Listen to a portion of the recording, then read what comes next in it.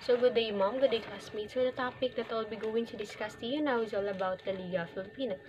La Liga Filipina, it is a civil organization that created by Jose Rizal when he arrived here at the Philippines last June 27, 1892. Ipinatupad ni Rizal ang La Liga Filipina upang mabigyan ng partisipasyon at maiuwi ang laban sa bansang Pilipinas laban sa mga Espanyol. Noong July 3, 1892 na ipatupad ni Jose Rizal ang La Liga Filipina sa bahay ni Doroteo Hongco sa Ilaya Street, Tondo, Manila, kung saan nagkaroon ng partisipasyon sina Apolinario Mabini, Deodato Arellano, Andres Bonifacio at mga naging miyembro nito. The organization is consist of 3 councils. First are the Supreme Council. The Supreme Council, sila ang mga tagapamahala at ang nag-uutos sa Province at Popular Council. The second one is the Province Council. Ang Province Council ang tagapamuno ng Popular Council.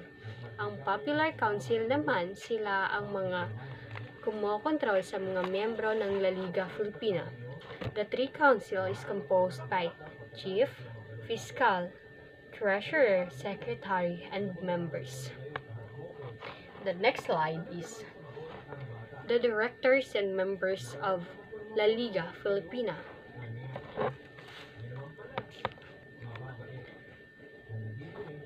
First are Jose Rizal, the founder of La Liga Filipina. Rizal is the one who built the La Liga Filipina. Second one is Ambrosio Salvador, the president of La Liga Filipina. The next, Agustin de la Rosa, the fiscal of La Liga Filipina. Next is Bonifacio Arellano, the treasurer of La Liga Filipina. Deodato Arellano, the secretary and the first supreme leaders of Katipunan. Hi Mom, I'm Lovelyn Passion, the next reporter. So today, let's discuss the exile of Rizal. So sa exile of Rizal, nakapaloob dito ang Head Supreme Council ng La Liga Filipina na sina Domingo Franco, President of Supreme Council, Deodato Arellano, Secretary Treasurer, Isidro Francisco, the Fiscal, Apolinario Mabini, the Secretary, Marcelo H. Del Pilar, Editor-in-Chief, and Graciano Lopez Haina, the former Editor-in-Chief. Si Domingo Franco ay kasama sa 13 martir ng Bagong Bayan. Nahalal siya bilang presidente ng La Liga Filipina noong 1893 at naging kasamahan ng kataas-taasang konseho ng Cuerpo de Compromisarios.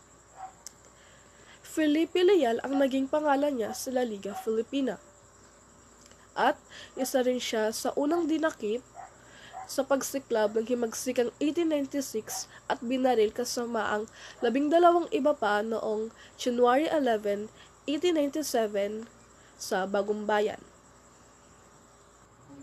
Si Deodato Arellano ay sumama sa La Liga Filipina noong 1892. Sa kanyang pagbabalik bansa, hinalal siya bilang isang kalihim. Si Arellano din ang nagbalik sa La Liga Filipina upang ipagpatuloy ang pagsisikap ni Rizal. Tinulungan siya ni Juan de Zulueta na itayo ito at kalaunan ay hinalal sila bilang bagong opisyales. Si Isidro Francisco ay kasama din sa Council ng La Liga Filipina. Siya ay fiscal. Sa Apolinario Mabini ay sumali sa La Liga Filipina after nitong ma-revive muli. Siya ay nahalal bilang isang sekretarya. Si Apolinario din ang nag-push na ipagpatuloy ang goals na suportahan ang La Solidaridad. Si Marcelo H. Del Pilar ang pumalit kay Graciano Lopez pagiging chief editor. Ang piname niya ay Laridel. Si Graciano Lopez ay ang former chief editor ng La Liga Filipina. He is known sa naging newspaper niya na La Solidaridad. So now, let's discuss the another topic, which is the duties of members. So number 1, dapat silang magbayad ng 10 sentimo taga buwan. Number 2, ang isang miyembro na hindi tumulong sa kapwa niya miyembro ay siyang magiging delikado. Kapalit din ito ang pagparusa. Number 3, dapat sila sumunod sa hepe or council. Number 4, ang mga balita sa Liga Filipina ay dapat iulat sa fiskal at konseho. Number 5, layunin nilang panatilihing confidential ang mga decisions ng council. 6. Bawat miyembro ay kailangan magpalit ng pangalan base sa kanilang gusto at hindi kailanman baguhin unless he become a provincial chief. Number 7. Every member should work. 8. Ang bawat miyembro ay hindi dapat minamaliit at hinuhusgahan ang kapwa miyembro. Good day, everyone. This is the continuation of Group 3 Reporters, and our topic is all about La Liga Filipina. La Liga Filipina ay isang samahan na itinatag ni Dr. Jose Rizal sa Pilipinas noong Hunyo 3, 1892. At binubuo ito ng mga taong nagnanais na maputol ang pang-api ng mga Kastila sa mga Pilipino. Alam niyo ba kung bakit ito binuo ni Dr. Jose Rizal? Dahil gusto ni Rizal na maging malayo. At ito ang mga layunin at hangarin ng La Liga Filipina. Una is to unite the whole archipelago into compact, vigorous, and homogeneous body. Upang makamit ang layuning ito, ang Luzon, Visayas at Mindanao ay magkaisa to fight for equality and freedom. This group will have one desire to fight what is right. Pangalawa is the mutual protection in every want and necessity. Helping each other is the best way to helping each other is the best way to fight for freedom. By the aid of needs and desire, the organization will grow and will have a strong result. Pangatlo is defense against all violence and injustice. By protecting fellow countrymen laban sa pag-aabuso ng mga Kastila sa mga Pilipino.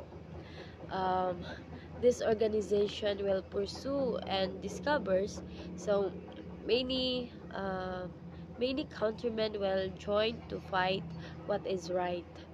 So pang-apat is the encouragement of instructions, agriculture, and commerce. So by teaching agriculture and commerce